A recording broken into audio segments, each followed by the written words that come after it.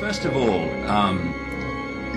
Ray Kurzweil, the Google executive, because Google and Facebook are among the leaders in this whole transhumanist AI agenda. A lot of people think it's a social media platform only or a search engine only. No way.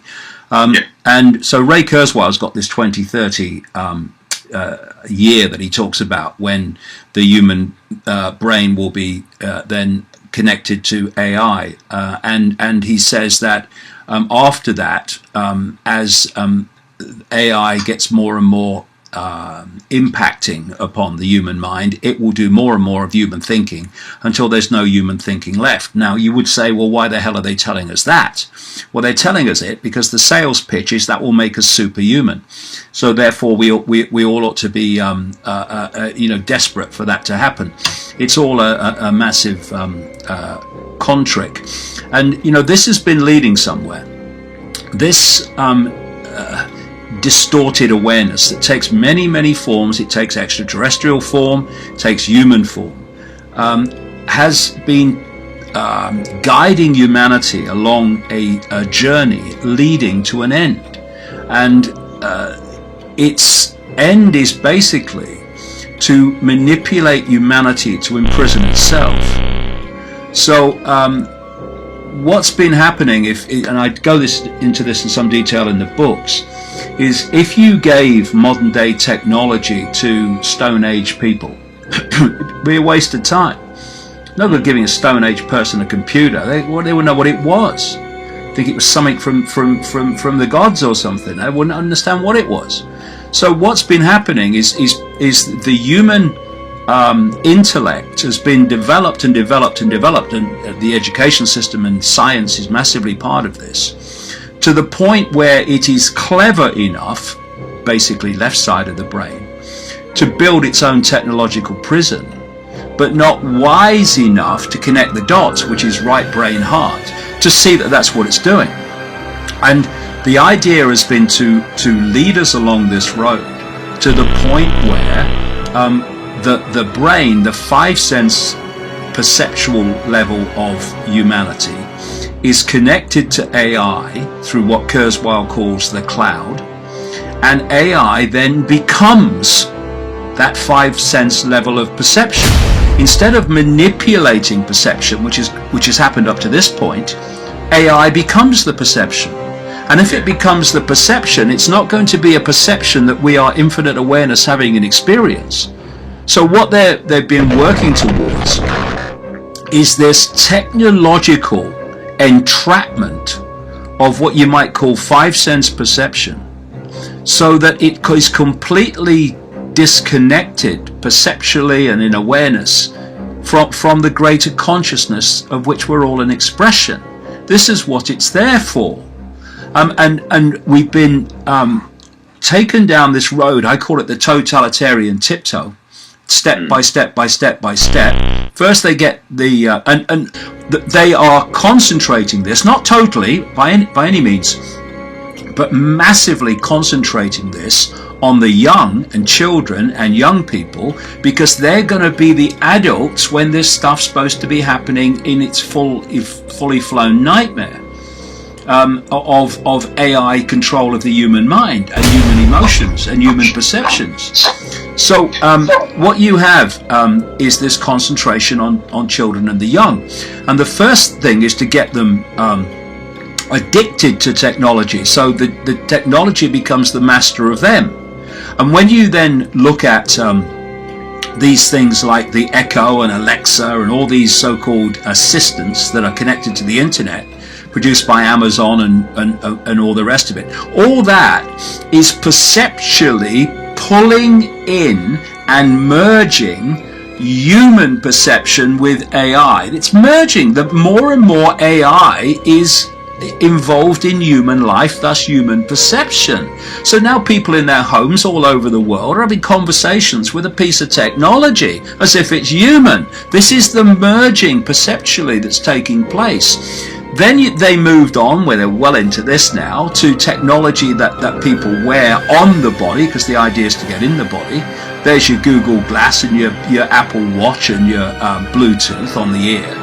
And now we're moving rapidly into what they call implantables, which is to put technology in the body, which then can't be removed, which will connect the human mind, the human body, the human emotional processes to AI, which will then become the human mind. And the human, as we perceive human to be, will be no more. That's the whole point of what is happening. But if you don't connect the dots, then you'll just see a series of random events, and therefore you will get up at 2 o'clock in the morning and you'll go down and you'll stand in a long line round the street and through the streets so that you can get the next piece of your enslavement from Apple or whatever when it's revealed in the dead of night. And so I got one of the first ones. Kind of round of applause. You're the first person to get this next stage of your enslavement. It's madness, but you see, again, it's perception. And what is happening, this is why, we now have people that go into emotional trauma if their phone battery is getting low. We get people going into emotional trauma. These are now medical conditions. If they're somewhere where there's no Wi-Fi, and because we have this digital heroin, and it's been my view for a long time that there's something coming off these phones and this technology which is adding to that addiction through frequency vibrational means. So the next thing is, because once you get into this, the world opens up and things that seem to be random take on a very different view. Kurzweil's cloud is supposed to entrap every human being on the planet, everybody, and eventually, and therefore you need this technological sub-reality, this Wi-Fi cloud everywhere. And this is why companies like Facebook and many others, like SpaceX, Elon Musk's company. I mean, hold on a second, here's Elon Musk coming out as apparently a challenge to the Kurzweils and the Zuckerbergs, and saying, hey, this AI stuff connecting to AI could be the end of humanity. And then he does two things. One, he buys a company called Neuralink, which is about connecting the human brain to AI. And then he's got this company SpaceX, which is constantly putting rockets up to put satellites into orbit that are beaming back Wi-Fi all over the planet, so no one can escape it, could escape this cloud. You might remember, I think it was 2016, there was a SpaceX rocket at Cape Canaveral that exploded. Well, that exploding rocket was about to take a Facebook social media platform satellite into orbit to bathe sub-Saharan Africa in Wi-Fi. And in the new book, I've quoted people in the financial arena who have done assessments on this whole Wi-Fi satellite situation, and they're pointing out, because they don't know the real reason for it, but there is no financial sense in putting up satellites at vast cost to provide Wi-Fi for parts of the world where people don't basically have computers yet, or smartphones yet. Because what's the point? There's no financial gain from it, because it's not going to produce anything financial from people who don't have any money. But that's not the point. The point is not financial. The point is creating this global cloud of Wi-Fi where no one can escape it. That's why it's on trains, it's on buses. That's why it's in the streets being beamed. That's why it's everywhere. That's why we're having smart meters beaming Wi-Fi fields into your home. And of course, all these different sources of Wi-Fi are electromagnetic fields operating in frequencies like microwave frequencies that are lethal cumulatively to the human form, which is also on one level an electromagnetic field. And if you introduce very distorted destructive electromagnetic phenomena, and you put it in an arena where humans are, that's going to massively distort the human electromagnetic field, which is going to play through as what we call human disease, disharmony, illness. This is how it works.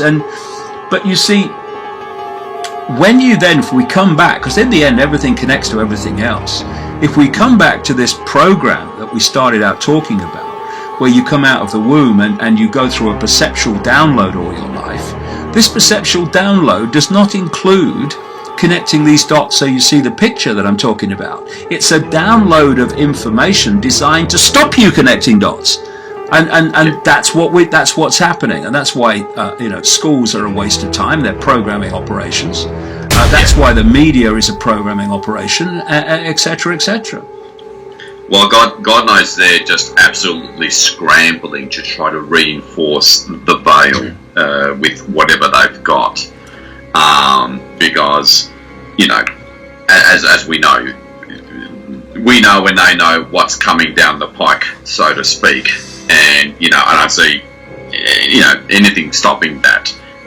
So just to finish off with this,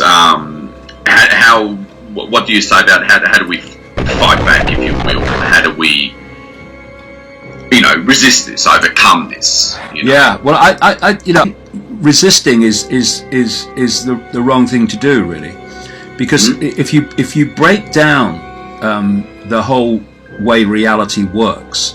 On one level, it's an electromagnetic field or fields interacting. And if you resist, you create an electrical circuit with that which you're resisting. This is why, you see these protests where people are hurling abuse at the police, and the police are often being violent back or whatever and resisting. You've got 2 points of resistance. You've got an electrical circuit, which is basically empowering both in what I would say was the wrong way. I think that we cease to cooperate.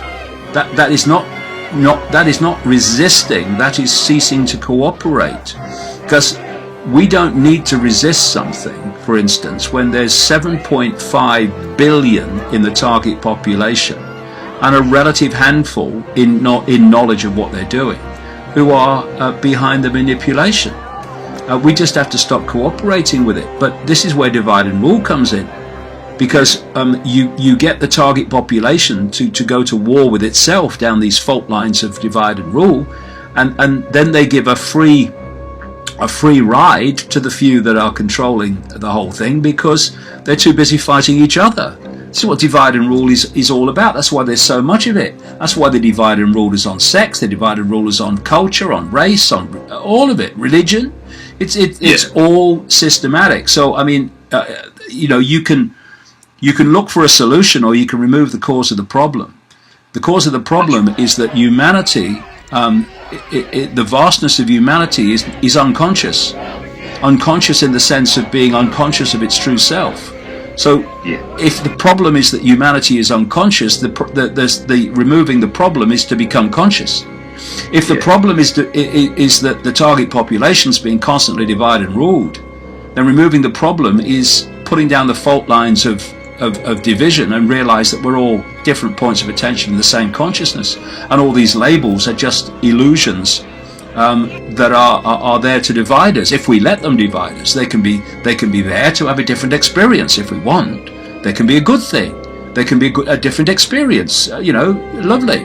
Or, and that's what we allow, is they can become the fault lines that divide us and therefore rule us. And we can accept what the official narrative says and believe it's true, and that's a perception, but it's the perception that got us into this mess. So removing the cause of the problem is to question everything.